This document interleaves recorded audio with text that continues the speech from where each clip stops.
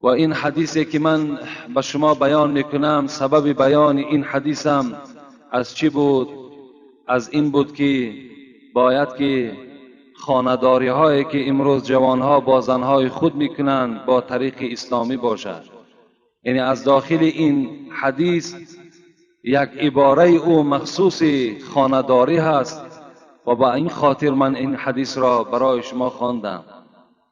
و این حدیث چگونه که به شما فهمانیدم که راوی این ابو هریره هست که پیغمبر خدا گفته بود است: سبعتون لا ينظر الیهم الخالق ولا یزکیهم و یدخلهم النار.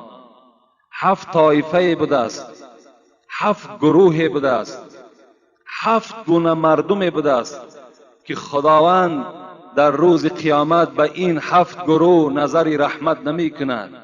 یعنی از رحمت خداوند این 7 گروه دور هستند، اینها را اصلا پاکم نمی سازد و بازم این خداوند اینها را وارد دوزخ، وارد عذاب قرار می دهد.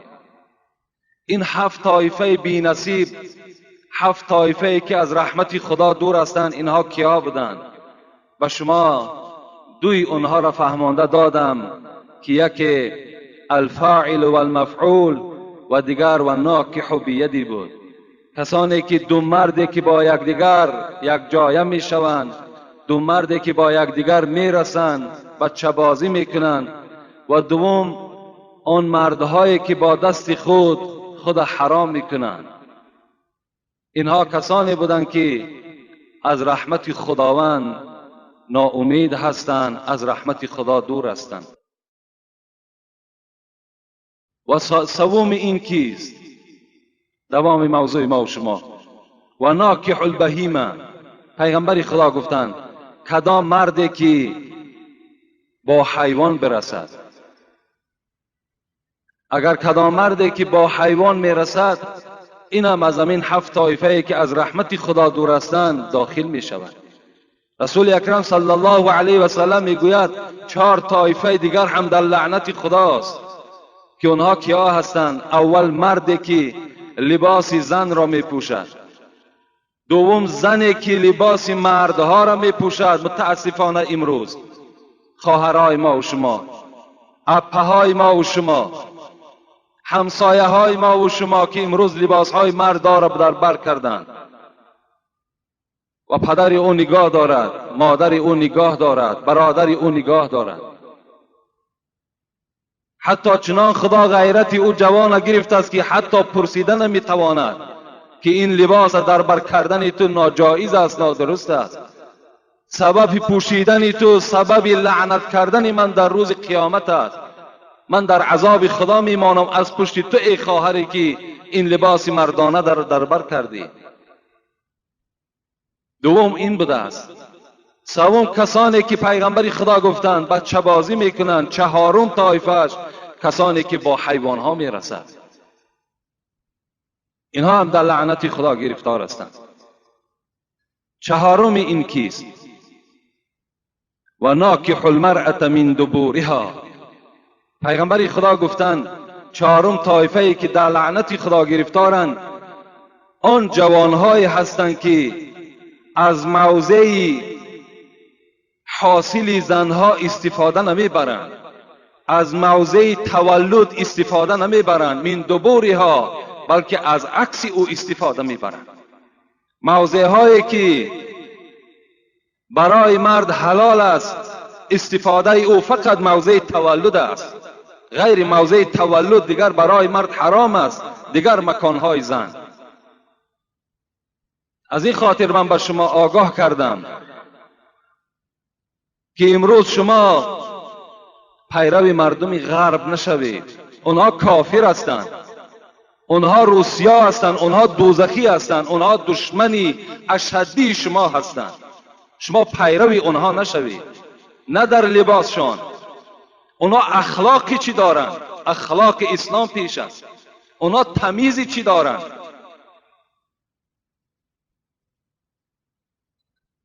الحمدلله که امروز قرآن ما و شما چه برنامه های نیک دارد کتاب داریم که از همه کتاب‌های دنیا بهتر است.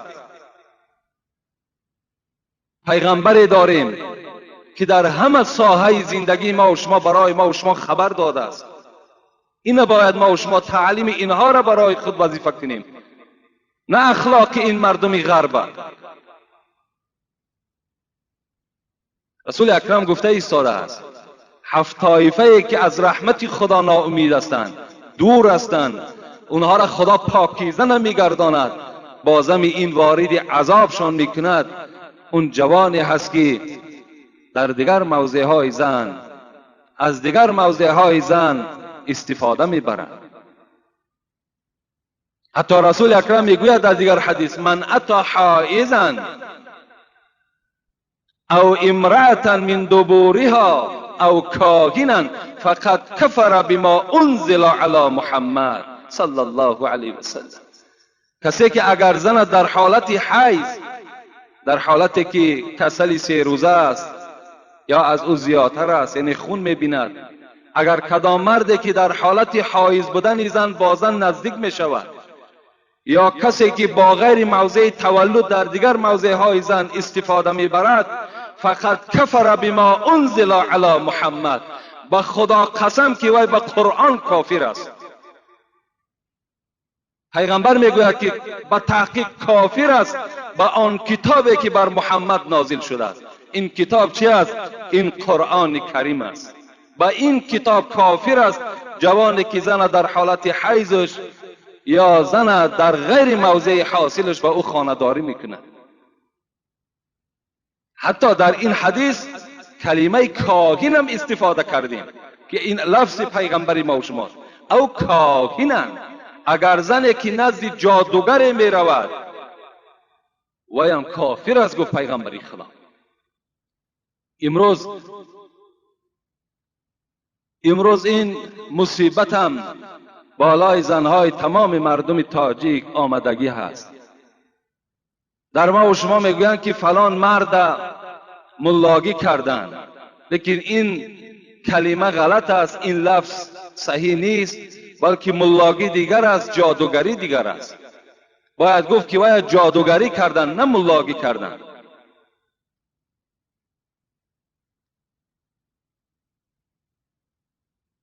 یک زمان بود چند سال پیش در یک خانه من شام خواندم، نماز شام. ما فوق‌العاده در اون خانه وارد شدیم، زیرا که من پرسیدم خانه هست که در اینجا نماز خوانیم؟ یک قشلاق بود. گفتن همین خانه ملا هست، میتوانی همجا رفته شامت رو خوانی. وقتی که من داخل این خانه شدم از نزد دروازه 3 زن نشسته بود.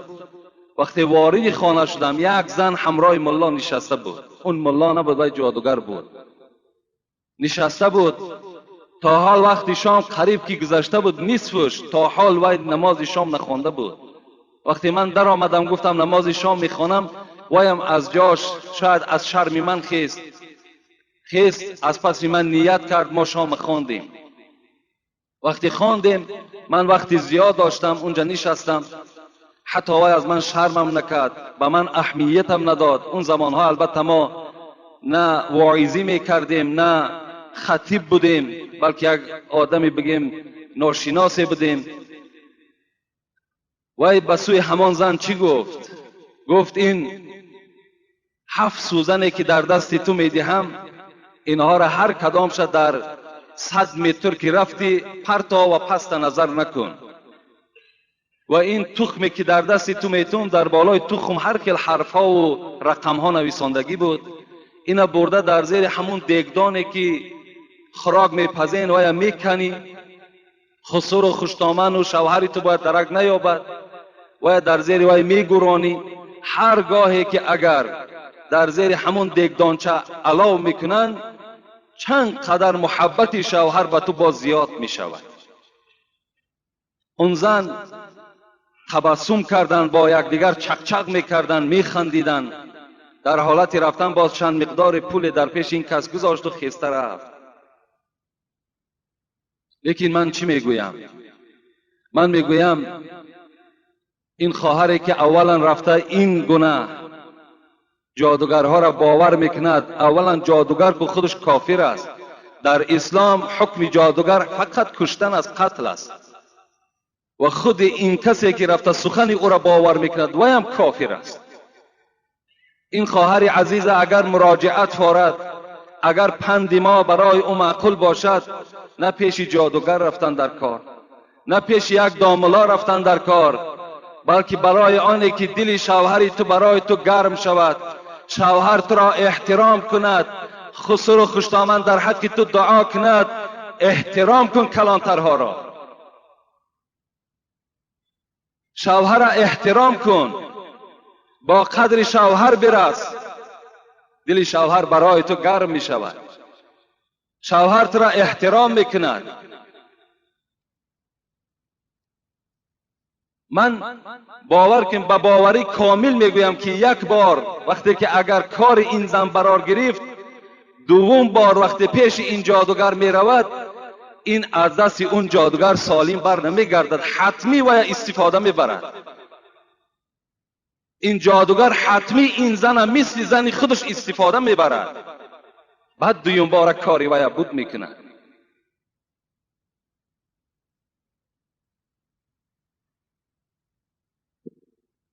چی مصیبت کلانی هست که زنها امروز چی دواها دارند. یک زن دیگر پیش یک مرد آمد در همین زمان ما و شما و گفت برای من چنان یک نسخه تمار می نویسی که شوهر من به زن دوم میل نکند، زن دوم نگیرد.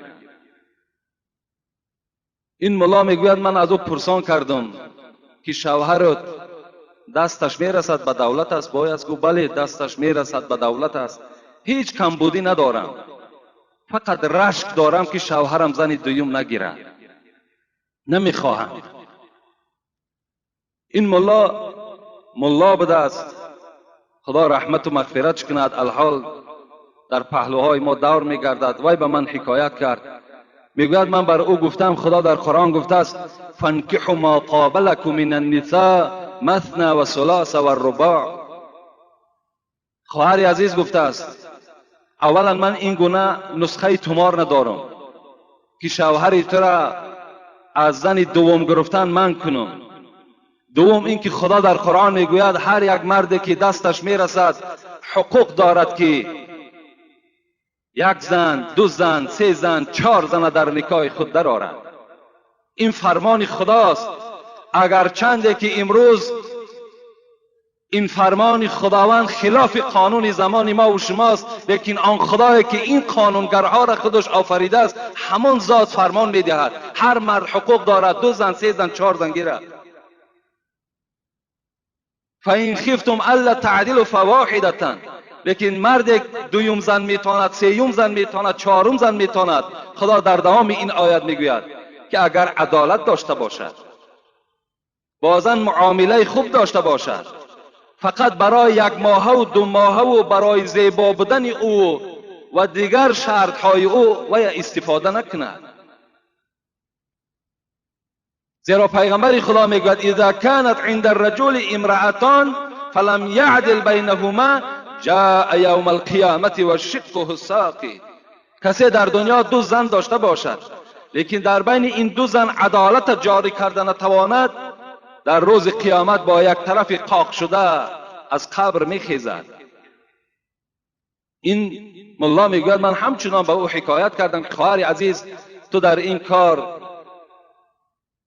ضدیتی نشان نده، مبارزه نبر، زیرا که شاید مبارزه بری یعنی در این معامله شاید که تو را این شوهر طلاق دهد، حیاتی تو خیلی حیاتی ناآرام شود.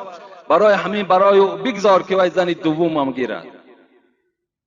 مادام تو را همه شرایط که تأمین کرده باشد چه جای رشک است؟ وقتی که تو رشک میکنی این معنای او را دارد که تو خلاف گفته خدای خود عمل میکنی.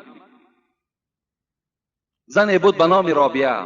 من میخواهم به همان زنهایی که برای زن دوم و سوم بودن شوهرهاشان ضدیتی نشان میدهند از یک زن از عالم همین زنها، از خود زنها یک حکایه کنم. شاید که این سخن من بر همان گوش همان خواهرها و اپه‌های برسد که مثال شوهرای آنها 2 زنه باشند، 3 زنه باشند. این جنایت نیست در اسلام. اگرچه امروز از همه ده باز ضرورتر است، مهمتر است خواهرای ما و شما در قد راه چی در کارهای ناشایسته دست میزنند. همه آنها بیچاره زارن، منتظرن که حتی زن دوم برای آنها را قرار دهند. از حرامیده نخواه که یک نکاح حلال بهتر نباشد. میگوید این رابعه ادویه نام داشتند، فرزند اسماعیل بودند. مردم شام ادویهش میگن همین رابعه را. باره میگوید احمدی فرزند حواریه را نزد خود فریاد کرد. گفت ای حضرت احمد. حضرت احمد بسیار یک اولیاء متقدمین بود، شبان روزان در عبادت بود. رابعه هم از او کمی نداشت. گفت احمد، گفت من میخواهم تو را شوهر خود قرار دهم. احمد میگوید گفتن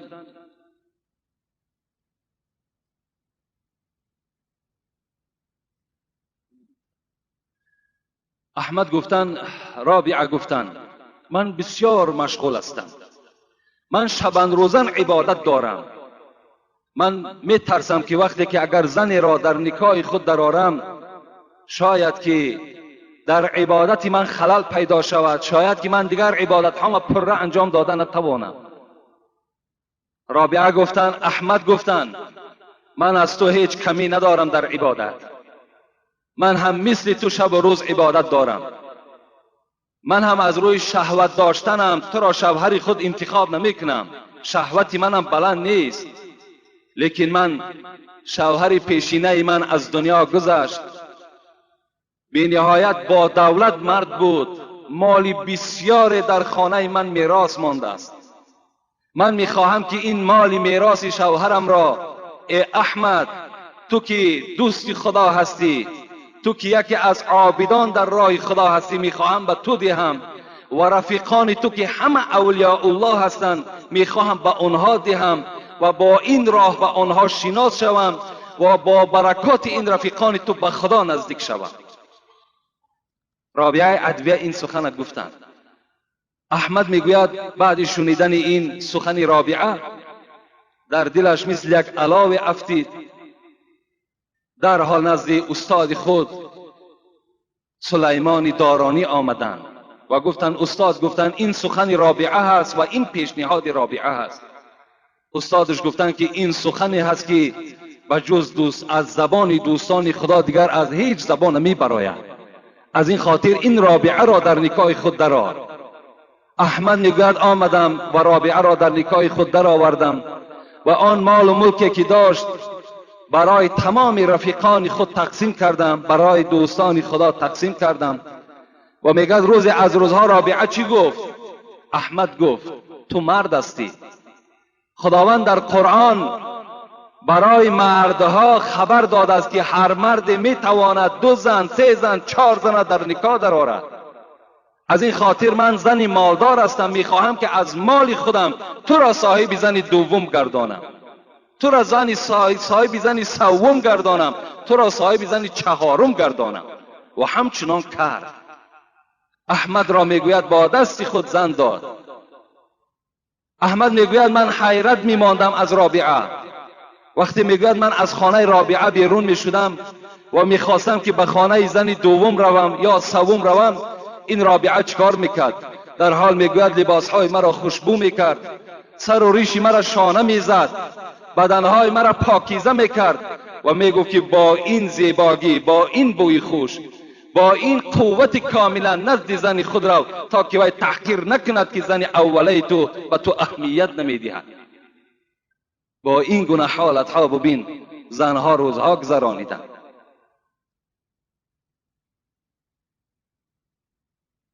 از این خاطر از همه خواهرها التماس دارم که نزد جادوگرها نرویم. برای بهبودی زندگیتان برای شما بهترین راه وجود دارد.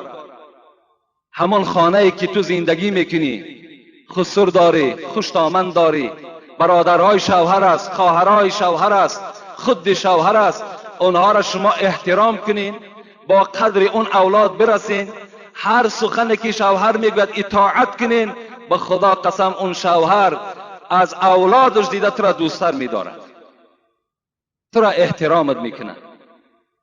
و این نسخه های اونها دروغ هستند، اونها تأثیر ندارند.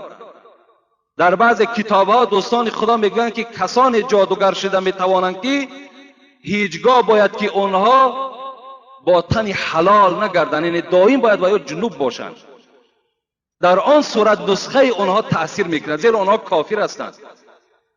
از این خاطر از خواهرها خبر میدیم که یک بانگ خطر است، نسخه گیرید یک طرف در همون خانه تو را استفاده میبرد، چی شرمندگی میشود، حیاتی تو تلخ میشود. دیگر چی هست؟ دیگر دوام حدیث پیغمبری خدا، پیغمبر گفتند دیگر شخصی که در لعنت خدا گرفتار است، این والظان بالحلیلة جاری، و دیگرش والمؤذی جاره حتی یلعنه. اینا هر دوش قریب از روی معنا یک معنا دارند. یک تای این کسی هست که با زن همسایه زنا میکنه، یعنی یا از نبودن شوهری او استفاده میبرد، یا دیگر حالت ها را استفاده میبرد با زن همسایه وقتی که زنا میکند. این هم از همون 7 طایفه هستند که در لعنت خدا گرفتار هستند. و دیگرش آزاردهنده همسایه، کسانی که همسایه را آزار میدهند، اونها هم در لعنت خدا گرفتار هستند. پیغمبر خدا میگوید 3 بار این لفظ تکرار کردن، والله لا یؤمنو، والله لا یؤمنو، والله لا یؤمنو.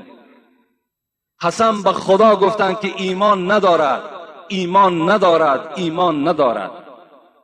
قیل من یا رسول الله، گفته شد از جانب صحابه های پیغمبر، ای پیغمبر کی هست که ایمان ندارد؟ پیغمبر خدا گفتند الذی لا یأمن جاره بوائقه، کسی که همسایه دارد لکن از شر او، از ضرر او ایمن نیست، این ایمان ندارد. گفتم پیغمبر یعنی یک همسایه داری که هیچ جا سفر کرده نمیتوانی از دست بدبختی همون همسایه را، چه از روی زبانش، چه از روی دستش، چه از روی افعال بدش، چه از نیتهای بدش، دائم ترسان است که شاید که با زن من، شاید با دختر من، شاید با فرزندهای من ضرر این همسایه برسد. اگر این گونه همسایه در پهلوی ما و شما باشد، پیغمبر گفتند قسم به خدا گفتند این همسایه ایمان ندارد. این بود این حدیثی که دوامی حدیثی که برای شما از جمعه پیشین بود خبر دادم و میخواهم که دوام موضوع احترام شوهر را برای شما خبر دهم. دیگر حقی که شوهر بالای زن دارد، این من حقه ان لا تعطی شیئا من بیته الا باذنه، فان فعل ذلك كان عليها الوزر وله الاجر.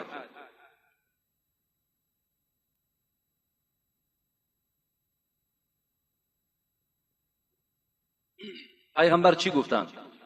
گفتند دیگر حقی که شوهر بالای زن دارد این است که از خانه شوهر، از مال شوهر، از مال خانه چیزی نه به خویش خودش، نه به خویش شوهرش، نه به همسایه ها تقسیم نکند تا اگر اجازت شوهر نباشد. بس اگر اجازت شوهر را ناگرفته از مال خانه با کسی اگر چیزی دهد، پیغمبر گفتند کان علیها الوزر، در این دادگی که این زن داد، اگر چی با نیت صدقه داد، با نیت خیر داد، پیغمبر خدا گفتند این زن در نزد خدا گناهگار شد، وله الاجر، ثواب این خیر احسان در نامه اعمال شوهر نویسانده می شود. زیرا که این زن به اجازت شوهر مال شوهر، مال خانه را با همسایه یا خیش قومیت شوهر یا از خودش تقسیم میکنه. در این زن البته گناهگار است. حتی رسول اکرم میگوید در دیگر حدیث ها که لا یحل لامرأة ان تطعم من بیته الا باذنه فان اطعمت بغیر اذنه کان علیها الوزر وله الاجر. اگر زن در خانه طعام بپزد یا اینکه چندین نفرها را در خاندان شوهر فریاد زند از زنها، لیکن شوهر درک ندارد، در این خیر احسان کردگی زن گناهگار می شود و ثواب اون خیر احسان پیغمبر خدا گفتند در نامه اعمال شوهر نویسانده می شود. یعنی زنها هیچگاه حقوق ندارند حتی سوزن را از خانه به اجازت شوهر با کسی دهند. باید هر کاری که میکنن با اجازت شوهر باشه. پیغمبر خدا چه حدیث های مبارکی گفتند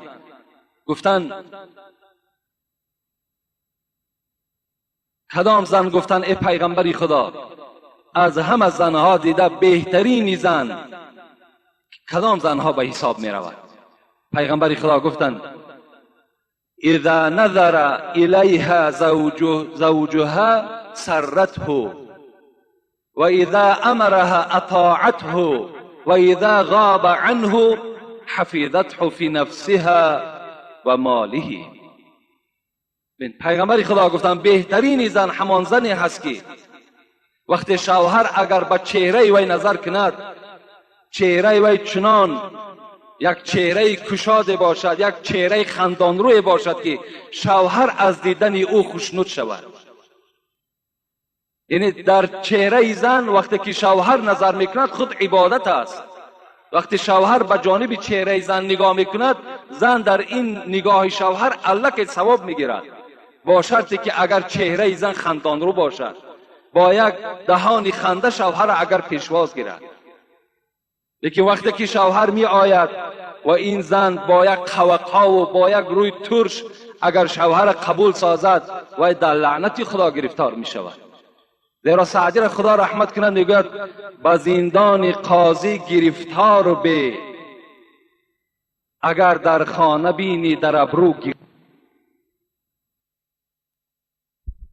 قاضی که خیلی زندانی پر وحشت و پر عذاب است، گفته است همان زندان برای مرد بهتر است وقتی که اگر در چهره زن او ابروهای گره بسته میبینی، وقتی که ابروی وی چهره وی ترش است و شوهر با دیدن او ناخشنود می شود، ناراحت می شود، از این گونه زن نگاه کردن همان زندان قاضی بهتر است. رسول اکرم گفتند بهترین زن همان زنی که با دیدن او مرد خوشنود می شود. بهترین زن در دوام حدیث گفتند همان زنی هست که اگر مرد او را فرمان دهد و فرمان شوهر را به جا بیارد، دیگر زبان درازی نکند، دیگر عقلکی نکند، دیگر گپگردانی نکند، هر امری که شوهر برای او امر میکند باید که اطاعت کند. این بهترین زنها هست.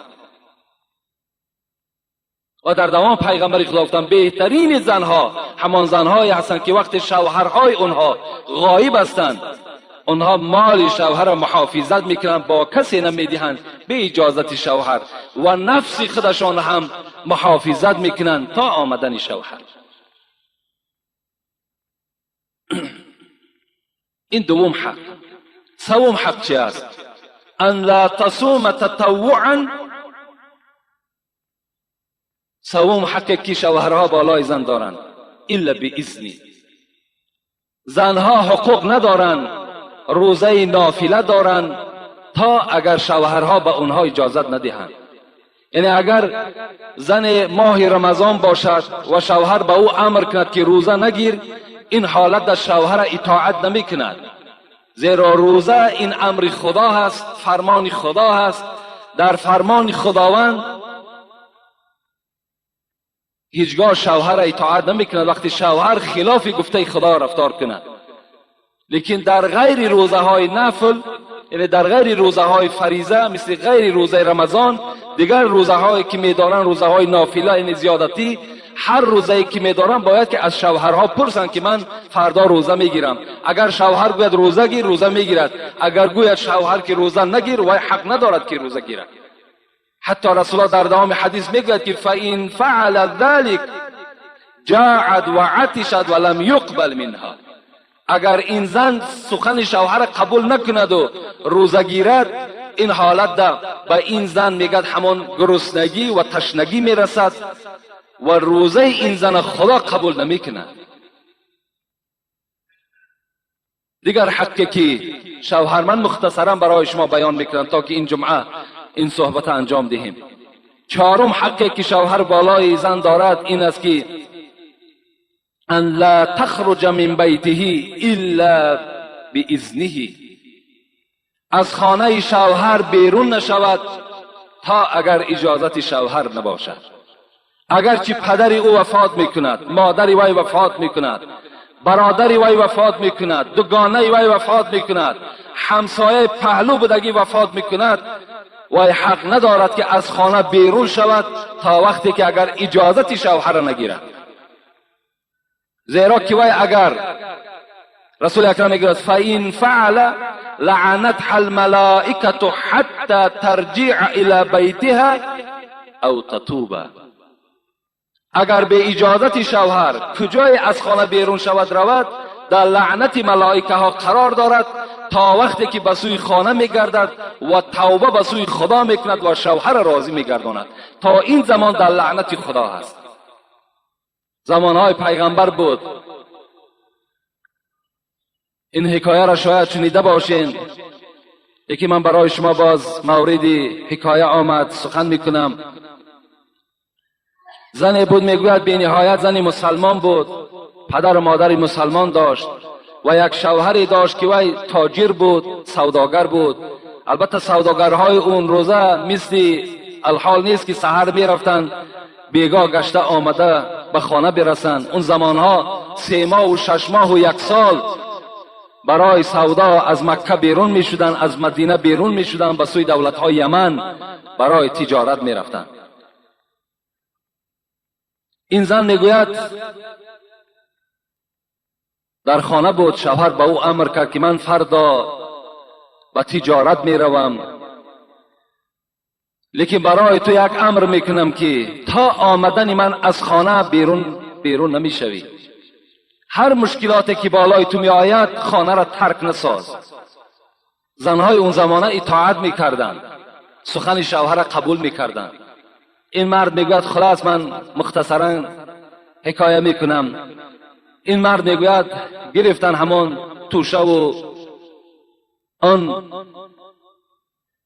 اسبابی که برای راه لازم بود برای خود گرفتن و از خانه بیرون شدند. از بین میگوید شاید هفته گذشت یا ماه گذشت که به ناگاه برادر این زن، اکه این زن دوان آمد، گفت خواهر عزیز، گفت پدرم گفت در حالت نزع جان است و دعوت کرد که آمده از من عیادت کند، از من خبر گیرد. این زن گفتن، برادر عزیز گفتن اولا شوهر بر من امر کرد که من از خانه بیرون نشوم و دوم اینکه پیغمبر خدا زنده هستند، رفته از پیغمبر خدا بپرس، اگر اجازت دهد میروم، اجازت ندهد نمیروم. میگوید این برادر آمد در نزد پیغمبر خدا، پرسیدن گفتن پدرم در حالت نزع جان است و از خواهرم پرسان دارد، اجازت میدهی یا نه؟ پیغمبر خدا چی گفتن؟ اطیعی زوجکی. گفتن فرزند عزیز رفته به خواهرت بگو که اطاعت از شوهرش کند، این بهتر است که برای عیادت پدرش رود. این برادر آمده گفتند، در حال خواهر قبول کردند. باز از بین میگوید 1 هفته گذشت که آمد این برادر و گفت پدرم از دنیا گذشت، در مراسم دفنش آیا اشتراک میکنی یا نه؟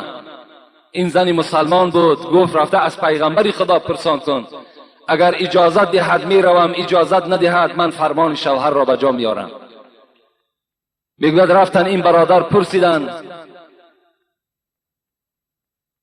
پیغمبر خدا گفتند اطاعت شوهر برای خواهر تو بهتر است از این که در مراسم جنازه پدرش اشتراک کند.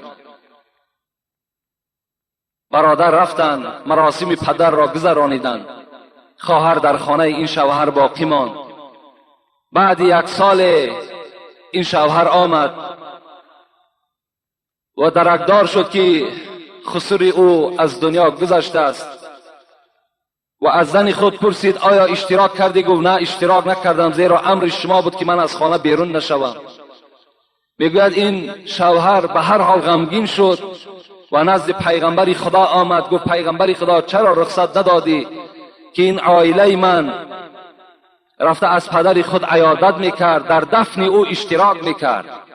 پیغمبر خدا میگوید با تبسم با این جوان گشته گفتند با این شوهر این زن ان الله قد غفر لابیها بطاعتها لزوجها. گفتند ای فرزند عزیز، این خسوری تو گفتند این پدر این عروس بسیار آدم گناهگار بودند، لیکن با سبب آنه که دختری و احترام شوهر را کرد، سخن شوهر را نشکست، خداوند با احترام این دختر گناههای پدر را گذشت و وی را وارد جنت گردانید. برای یک اطاعتی که دختر از شوهر خود کرده است، خداوند پدر او را که آدم گناهگار بوده است از عذاب خود نجات داده است. البته به البته هر یک پدر، هر یک مادری که این گونه دختر را تربیه میکند، دختر اسلامی تربیه میکند، دختر تربیه میکند که در خانه شوهر مثل پدر و مادر خسر و خوشتامن را احترام میکند، مثل برادرهای خود شوهر را احترام میکند، با قدر همه اون اولاد اجداد میرسد، بازم این 5 وقت نماز خود ادا میکند، بازم این زنی با حیا هست، البته پدر و مادر او وارد جنت میشود. این عذاب و این مشقت و این تربیه‌ای که این پدر و مادر کردن، البته به البته ثواب او را انشاءالله در قبر و در روز قیامت این پدر و مادر برخوردار میشوند. خوش به حال همون پدر و مادری که این گونه دختر را تربیه میکنند و در یک جوان مسلمان تسلیم میکنند، خوش به حالشان. دیگر نه در اون اولاد جنگ است، نه جنجال است، نه نافهمی است. اکثر این جنجال ها و اکثر این طلاق ها و اکثر این نافهمی هایی که در اولاد این دو جوان در عائله پیدا می شود، در زندگی این دو جوان پیدا می شود، این سبب بد اخلاق بودن یا زن است یا همون پسر است.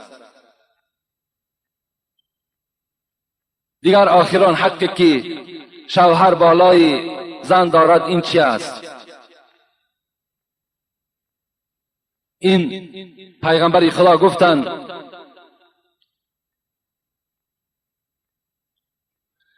ولکم علیهن الا یؤتین فروشکم احدا تکرهون.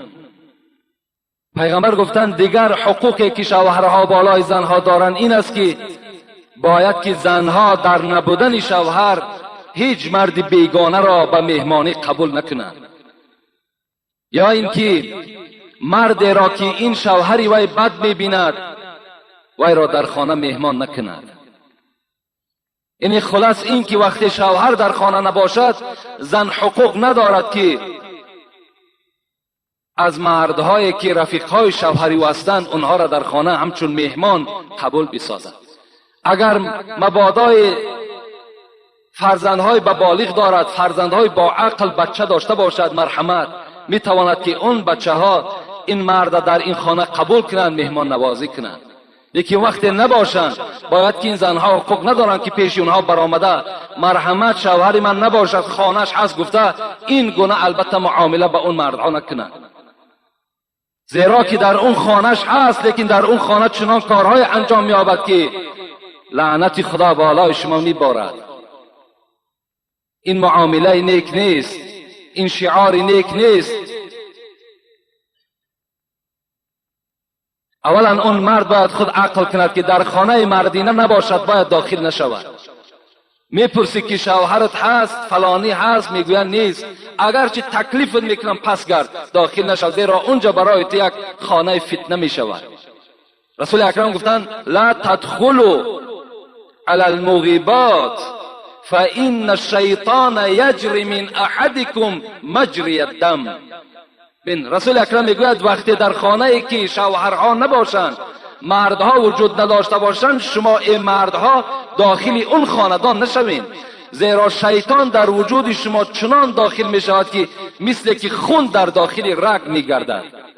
چلی که خون در داخل رگ داخل می شود، حرکت می کند، این چنین شیطان در وجود شما وسواس پیدا می کند. باید که شما مردای عزیز، برادرای عزیز، در خاندانهایی که نباشند داخل نشوید.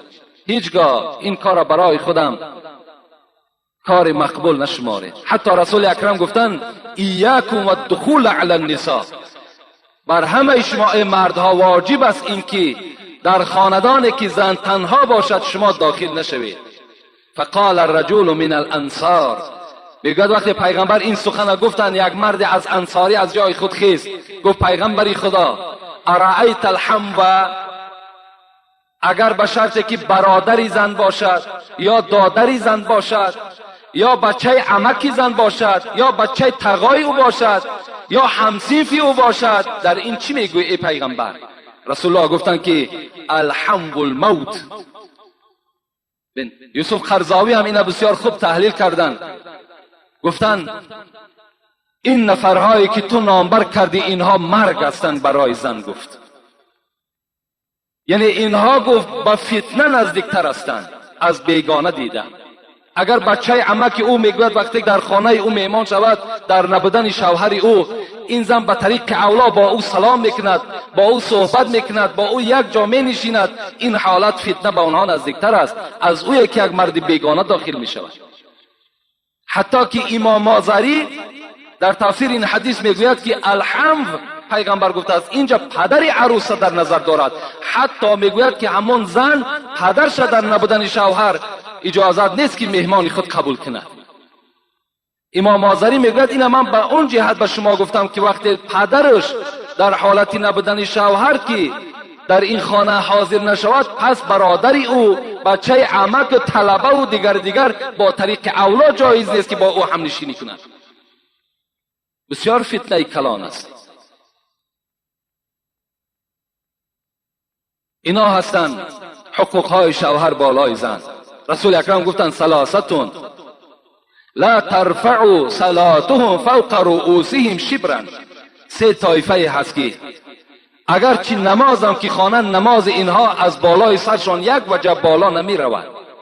یعنی وقتی ما و شما نماز میخوانیم، عبادت میکنیم، این عبادت های ما و شما را ثوابش پرواز میکند نزد خداوند برای قبول میرفتند، اینا را ملائکه ها میبردند. لیکن برای سه طایفه عملهاشون از ثوابشون از بالای سرشون یک وجه بالا نمیبرند. یعنی مقصد اینها عملهاشون قبول نمیشوند.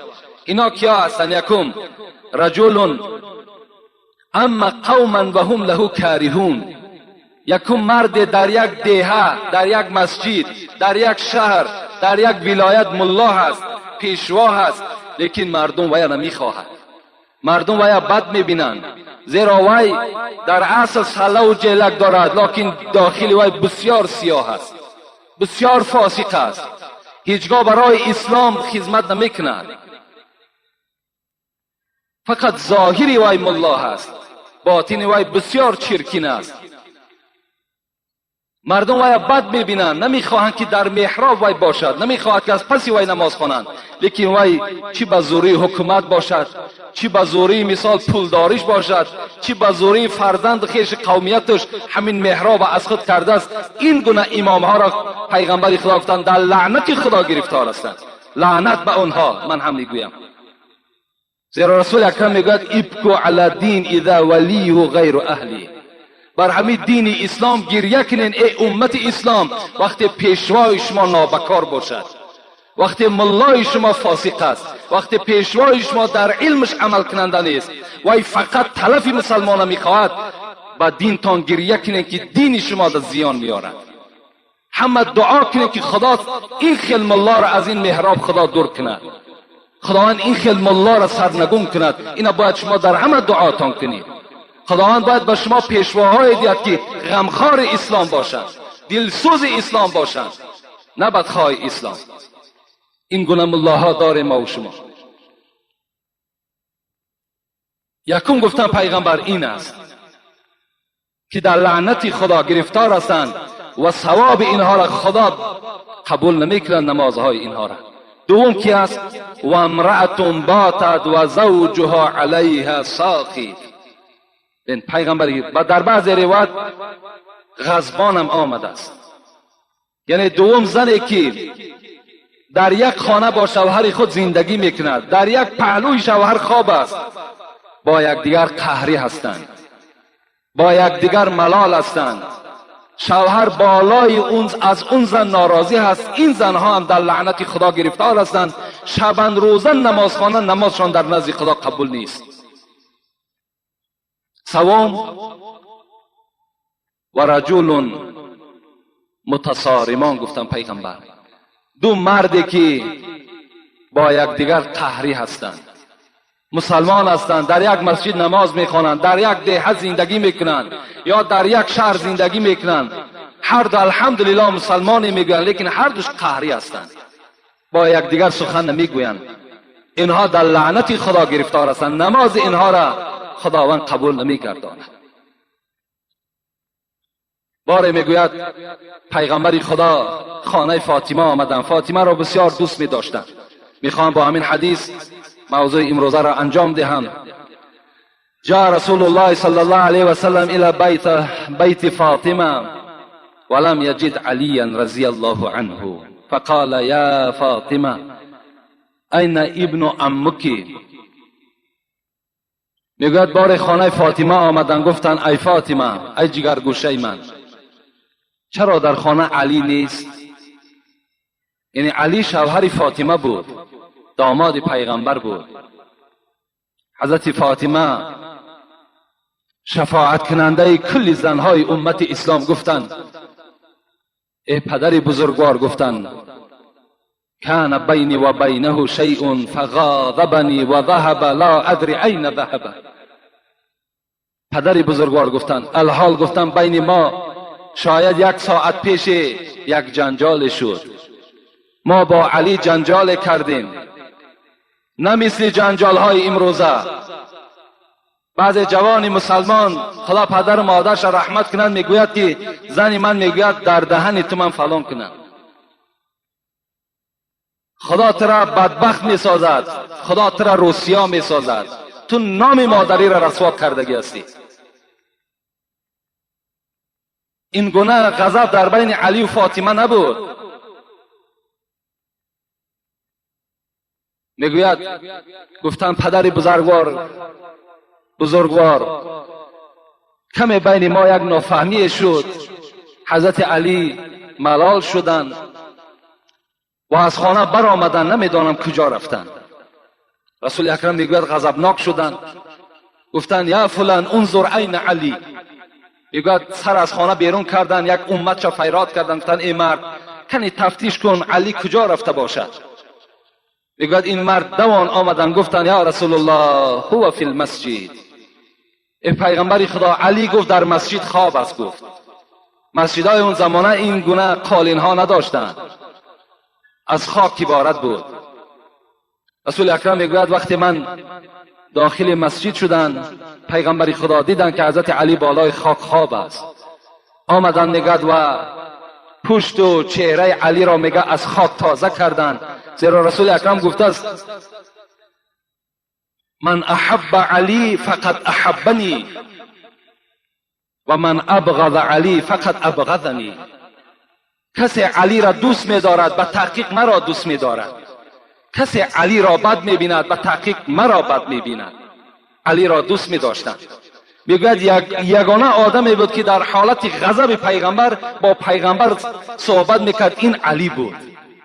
بسیار علی را دوست می‌داشتند. آمدن میگه چهره و پشت و روی او را تازه کردند و گفتند قم یا ابو تراب، این کنیت، این لقب بود که پیغمبر بر علی گذاشت که این کنیت، این لقب با علی بسیار خوش آمد. چی گفت؟ گفت خیز، گفت ای مردی که در خاک گفت آغشته هستی، خیز ای پدری خاک. وقتی علی شنید از جای خود خیز، احترام میکرد پیغمبر را و دست علی را گرفت و به خانه آمدند. وقتی وارد خانه شدند و دیدند که در چهره پیغمبر که دیگرگونی هست، فاطمه در حال حس کردند که پدرش از او راضی نیستند، ناخشنود هستند برای این کاری که نسبت شوهر خود علی کرده است. در حال میگوید فاطمه دویدن از دست پیغمبر خدا قپیدن، گفتن پیغمبر پیش از آنی که علی از خانه من برآید، من نزد علی آمدم و پشیمانی خود پیش او اظهار کردم و طفت حوله 7 مرات، گرد علی 7 پیچ دور گشتم و گفتم ارضی عنی، و گفتم علی از من راضی شو، بالای من غضب نکن. من از علی این گونه مراجعت ها کردم و از من راضی شد، بعد از خانه من بیرون شد. رسول اکرم وقتی که این سخن از فاطمه که شنیدن این حالت میگاد، باز رسول اکرم خوشنود شدند و گفتند یا فاطمه والذی بالحق نبیا لو مت قبل ان ترضی علیا لم اصلی علیکی. رضاء زوج هو رضاء الله و سخط زوج هو سخط الله. ای فاطمه گفتند، ای جگرگوشه من، ای دختری من، گفتند قسم بر آن خدایی که پدری تو را به پیغمبری فرستاد، اگر تو پیش از راضیگی علی از دنیا میگذشتی لم اصلی علیکی، من نماز جنازه تو را نمیخواندم. یقین بدان گفت ای فاطمه که رضاگی شوهر رضاگی خداست و غضب شوهر این غضب خداست. این بود تعلیمات پیغمبر خدا نسبت دختری خود و نسبت تمام دخترهای امت خود. این معامله پیغمبر خدا هست. از همه خواهرای عزیز، مادرای عزیز، خواهش و التماس من همین است که با قدر شوهرها برسید. با شوهرها گپگردانی نکنین، شوهرها را به احترامی نکنین. چگونه ای که جمعه پیشین برای شما قید کردم، اگرچه این شوهرها در نزد شما قدر ندارند، قیمت ندارند، لکن حورهای جنتی چی گفتن؟ قاتلک الله فانه هو عندك الدخیل. شما را ای زنها خدا قتل کند، اینها در نزد شما موقت هستند، زود است که نزد ما می آیند. یعنی زود است که این جوانهایی که میبینیم چی پولدار هستند، چی بی پول هستند، چی حسنی خوب دارند، چی حسنی ناخوب دارند، اینها در نزد حورهای جنتی با قدر هستند. اینها در نزد خدای خود با قدر هستند. حضرت اصحمی میگوید در جنگل یک زنی را دیدم که به نهایت زیبا بود و یک زمان پس میگه شوهرش آمد، نگاه کردم به نهایت زیشترو بود. گفتم ای زنی زیبا، همین شوهری تو هست؟ گفت بله. گفت با همین زنی که چهره سیاه دارد، چهره بد دارد، ترش دارد، چی یک شکلی ناخوبه دارد، با این تو راضی هستی زندگی کنی؟ گفته حضرت اصحمی گفت این لفظ را دیگر تکرار نکن. این زنی زیبا گفت این لفظ را تکرار نکن. شاید که گفت این مرد در نزد خدا چنان کاری ثواب کرده باشد که این زنی زیبا را ثواب این مرد گردانیده باشد، و شاید که من در نزد خدا چنان یک معامله ناخوب کرده باشم که این مرد را عقوبت من گردانیده باشد. بین چی معامله، چی یک سخن زیبای از جانب زنها صدا میداد. از این خاطر همه شما باید که البته در رفتار زنهای خود دائم نظارت کنین و باید که زنهای شما را احترام کنن. و چگونه ای که مراجعت کردم باز مراجعت میکنم که خواهرای عزیز با قدر شوهرها رسید. اگر شما خواهین که جنتی شوین، اگر شما خواهین خداوند از شما راضی، پیغمبر از شما راضی، قرآن از شما راضی، با قدر شوهرها رسید. و آخر دعوانا ان الحمد لله رب العالمین.